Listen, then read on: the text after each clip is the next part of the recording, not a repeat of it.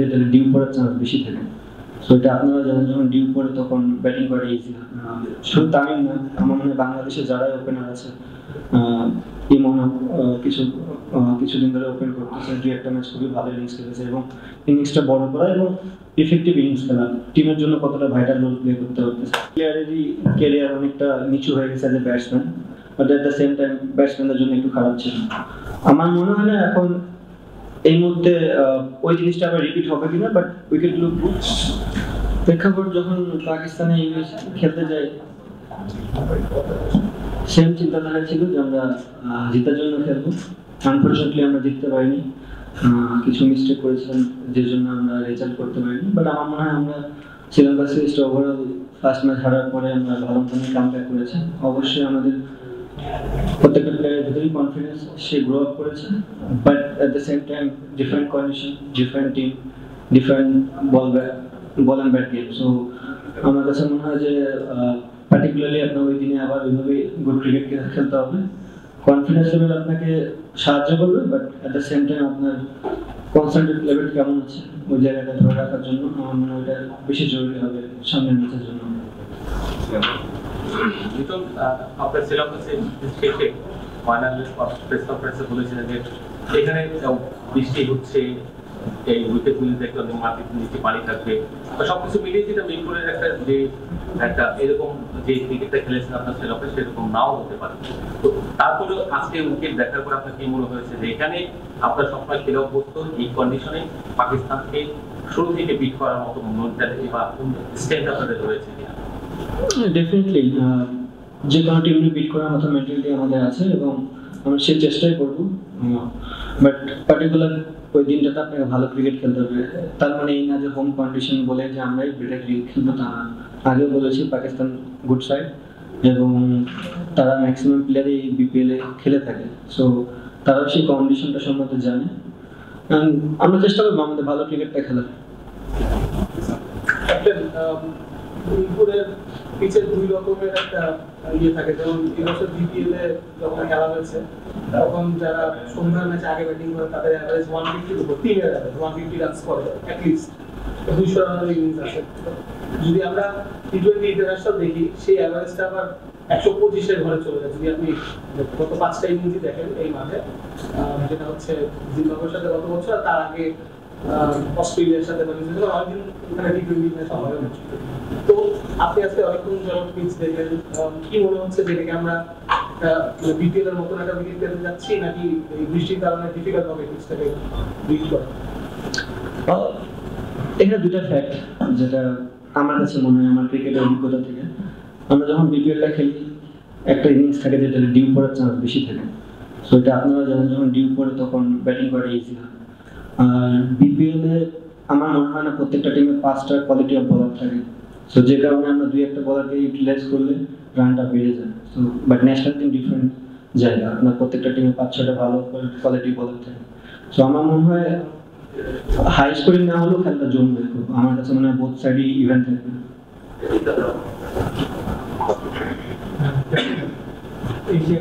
Indian দেশটা যেহেতু postpone হয়ে গেল আর কি, এখন এশিয়া কাপের আগে এটাই লাস্ট সিরিজ, মানে এই সিরিজটাতে দুটো ব্যাপার থাকতে পারে। একটা হচ্ছে যে আপনারা সেটেল একটা টিম, সেটাই খেলাবেন, আপনারা কমিশনে ধরে রাখবেন। আরেকটা হচ্ছে যে তুমি একাদশে নতুন কিছু ট্রাই করবেন কিনা, যে আরেকটু অপশন আপনারা বাড়ানোর জন্য একটু দেখবেন কিনা, আপনারা ফিক্স থাকবেন যেটা আপনারা করে আসছেন। দেখা যাক, পার্টিকুলার দিন পার্টিকুলার কন্ডিশনের উপরে আমরা বিবেচনা করব। আমাদের টিমের যে ব্রেঞ্চ স্ট্রেংথটা এখন আছে, আমার মনে হয় সবাই ক্যাপাবল ওই জায়গাটায় খেলার মতন। এবং আমরা ম্যানেজমেন্ট ডিপেন্ড করবো যে কোন সময় কাকে খেলানো যায় এবং আমরা চেষ্টা করবো এইভাবে খেলার।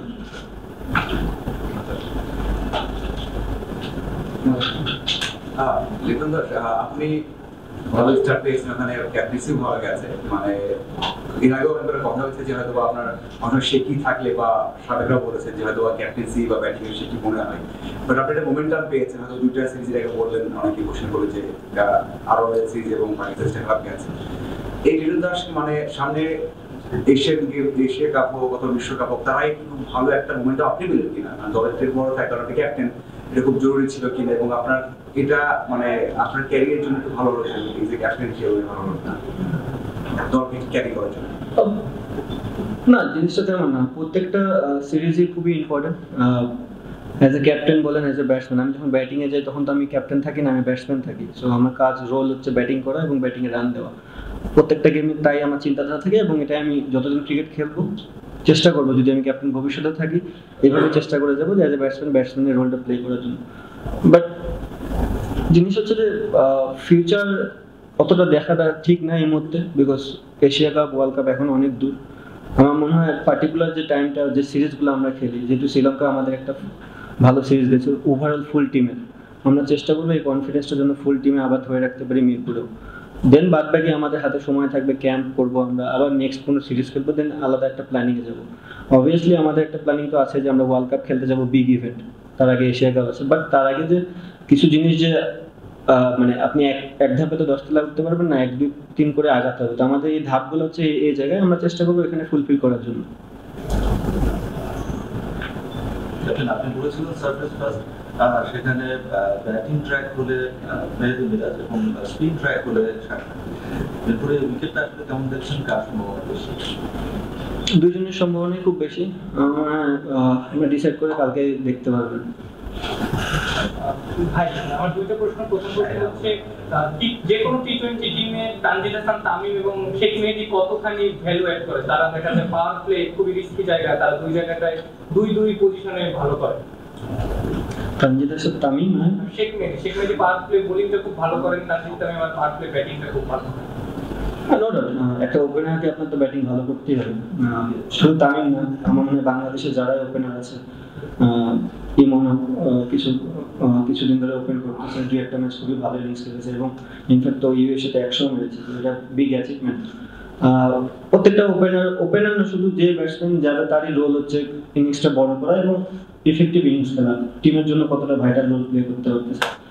আর শেখ মেহেদীর বিষয়টা যেটা, সেটা আমরা জানি যে ও কতখানি কেপেবল বলার, আর এটা ও অনেক আগে প্রুভ করেছে, এখানে কোনো কিছু প্রুভ করার নেই। বাট আমি আগেও বলেছি যে আমরা টিম কমিউনিকেশন, ব্যাটসম্যান টিম যেটা ফার্স্ট মনে করবে যে প্লেয়ারটাকে আমাদের দরকার, আমরা তারই খেলাবো। ভাই আরেকটা ব্যাপার, 2021-এ এইখানে অস্ট্রেলিয়া নিউজিল্যান্ডের সঙ্গে আমরা স্পিন ট্র্যাকে খেলেছিলাম, তখন অনেক ব্যাটারের টি20 ব্যাটিংটা নষ্ট হয়েছে, যেটা নিয়ে পরবর্তীতে অনেক আলোচনা হয়েছে। আমরা যতটুকু জানতে পেরেছি এখানেও ওরকম না হলেও একটা স্পিন ট্র্যাক বা কম রানের একটা উইকেট হতে পারে, সেই সংখ্যাটা আপনাদের মাথায় কাজ করছে কিনা? ফার্স্ট অফ অল আপনার সাথে আমি একমত যে অনেক প্লেয়ারেরই ক্যারিয়ার অনেকটা নিচু হয়ে গেছে অ্যাজ এ ব্যাটসম্যান। আমি যদি বলার করতাম হয়তো আমার ক্যারিয়ারটা একটু বিল্ড আপ হতো ওই উইকেটে খেলে। অবভিয়াসলি বাংলাদেশ টিম ওখানে ডেভেলপ করছে, ওই সিরিজ জিতছে, এটা একটা বিশাল plus point. But at the same time ব্যাটসম্যানদের জন্য একটু খারাপ ছিল। আমার মনে হয় না এখন এই মুহূর্তে ওই জিনিসটা আবার রিপিট হবে কিনা, বাট উইকেট লুক গুড, যে একটা ইভেন্ট গেম হবে।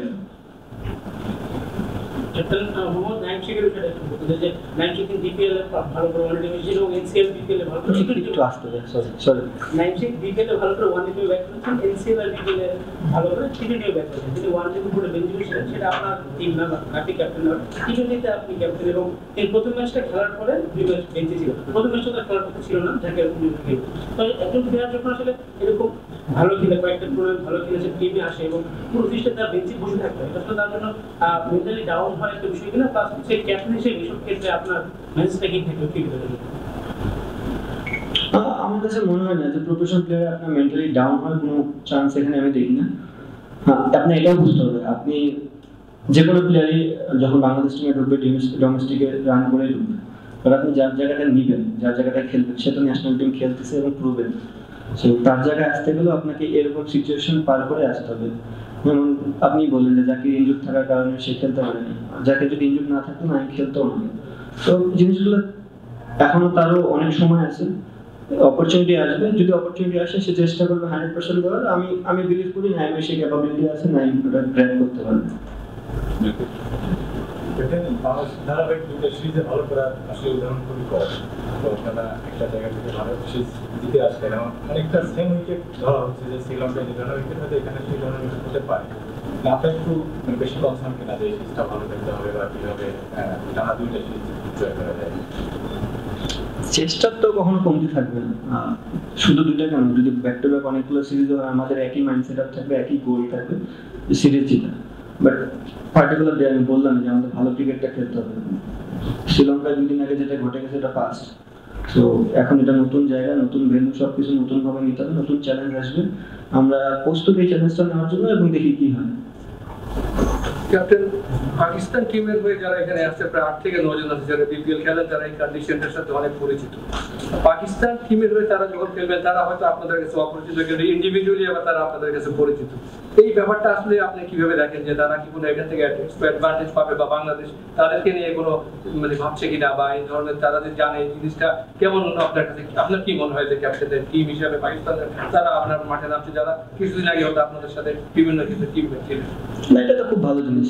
ফ্র্যাঞ্চাইজি ক্রিকেটের মজাটাই এটা যে আপনি পুরো ওয়ার্ল্ডের সব প্লেয়ারদের সাথে খেলার সুযোগ থাকে, ফ্রেন্ডশিপ করার সুযোগ থাকে। সো আপনি যদি আপনার একটা জায়গায় স্টপ হয়ে থাকেন শুধুমাত্র ন্যাশনাল টিম, তাহলে কিন্তু আপনি বাইরের প্লেয়ার সম্বন্ধে জানবেন না, যে সিনেমা শেয়ার করতে পারবেন না। তো আমার মনে হয় অবভিয়াসলি এটা বোথ সাইডেই কাজে দেবে। তারাও যেমন আমাদের স্ট্রং পয়েন্ট, উইক পয়েন্ট জানে, আমরাও তাদের সাথে খেলি, আমরাও স্ট্রং পয়েন্ট, উইক পয়েন্ট জানি। সো আমার মনে হয় না খুব একটা সমস্যা হবে, বাট ইকুয়ালি এটা খুব ভালো সাইড।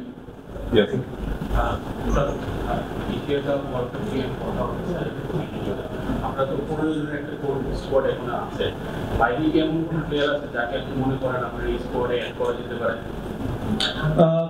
এটা এখন আমাদের হাতে বেস্ট টিম এই মুহূর্তে। অবভিয়াসলি বাংলাদেশে অনেক ভালো ভালো প্লেয়ার আছে যারা এখনো বাইরে ডোমেস্টিক খেলতেছে। তো যদি প্রয়োজন পড়ে অবশ্যই এই টিমে তারা আসতে পারবে। নাম কি বলা যেতে পারে? মানে এটা তো মাথায় অনেক প্লেয়ার এত নাম বলতে গেলে ভুলে যাবে। পাকিস্তানের অধিনায়ক এর আগে প্রেস কনফারেন্সে বলছিলেন যে বাংলাদেশ তাদেরকে 9 বছর ধরে হারাতে পারে, এবং লাস্টের দিকে ছিল 2016 সালে 5 থেকে অধিনায়ক। 9 বছর পরে এখন অবশ্য বাংলাদেশের সিরিজের পাকিস্তানের, তখন বাংলাদেশের একটা আত্মবিশ্বাস আছে শ্রীলঙ্কাকে হারিয়ে এখানে আসা। তবে পাকিস্তানের অধিনায়ক কিন্তু একটা প্রচ্ছন্ন চ্যালেঞ্জই জানিয়ে দিয়ে গেলেন। সেই ক্ষেত্রে আপনারা কতটা আত্মবিশ্বাসী যে সেটা ব্রেকআউট করতে পারবেন? আমি আগে বললাম যে আমাদের বেস্ট ক্রিকেটটা খেলতে হবে। হ্যাঁ, সবকিছু তৈরি হয় হিস্ট্রি হওয়ার জন্য, বাট রেকর্ড কিন্তু ব্রেকও হয়। সো আমরা যদি ভালো ক্রিকেট খেলি, রেকর্ড ব্রেক হতে সময় লাগবে না। বাট ওই রেকর্ডের চিন্তা না করে আমরা কি করতে পারি, আমাদের কতখানি ক্যাপাবিলিটি আছে, কতখানি বেটার ক্রিকেট খেলতে পারি, তাহলে ওই সব জিনিসই চেঞ্জ হয়ে যাবে। মানে আপনি বললেন যে আমাদের অনেক তাতে গিয়ে বর্তমানে থাকো এই মাপে করে যে আমাদের সবচেয়ে বড় ব্যাটিং এর জায়গা থেকে আমরা প্রেজেন্টে থাকতে পারি, স্টেইং এন্ড প্রেজেন্ট আমরা অনেক বেশি দূর চিন্তা করি, মানে সম্ভব ক্রিকেট করার ক্রিকেট কালচার থেকে। যেমন এখন আমরা এশিয়া কাপ, ওয়ার্ল্ড কাপে কি করবো এগুলো কথা বলছি, আমাদের প্রেজেন্টে থাকাটা অনেক বেশি, মানে হাউ ডু ডিসক্রাইব দিস? প্রেজেন্টে তো আমি আছি, আপনারা নেই। আমি তো প্রেজেন্টের মধ্যে খেলা আছি। আপনারা যদি আমাকে প্রেজেন্টের প্রশ্ন করেন, আমি প্রেজেন্টই অ্যান্সার দেবো। আপনার পুরো দলের প্রেজেন্টই আছে? হ্যাঁ, এখন প্রেজেন্টই আছে। সামনে যেহেতু আগামীকালকে খেলা, তো ভবিষ্যৎ চিন্তা করবো কি বলবে, 6 মাস পরে কি হবে।